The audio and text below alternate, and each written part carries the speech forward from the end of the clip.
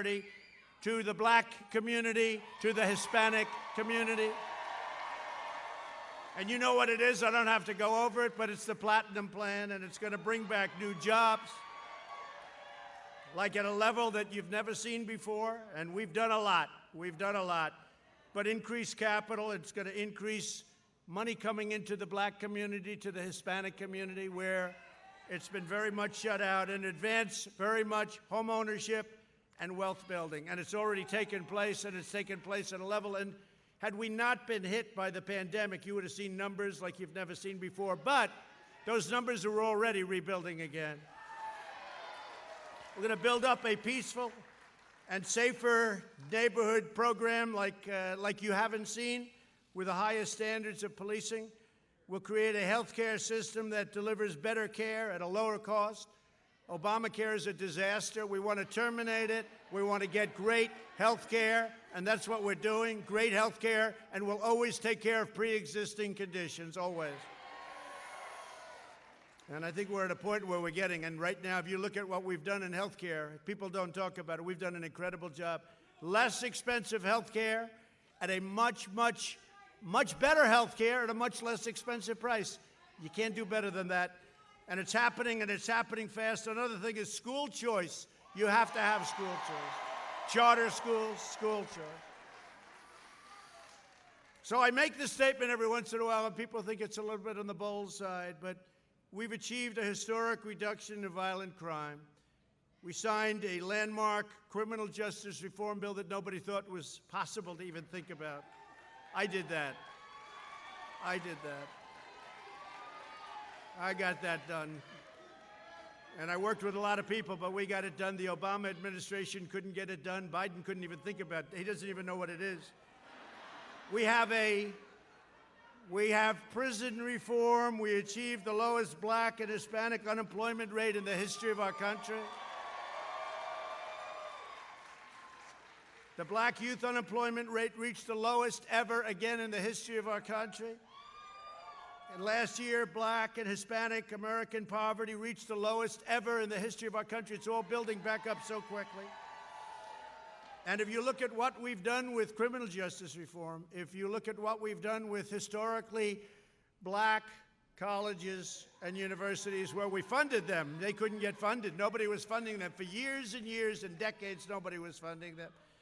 And if you look at what we've done with Senator Tim Scott of South Carolina, opportunity zones and the jobs created.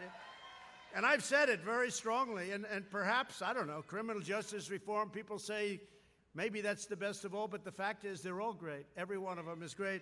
And I say the fact is that I've done more for the black community than any president since Abraham Lincoln. I say it, nobody can dispute it. Nobody can dispute it, it's true.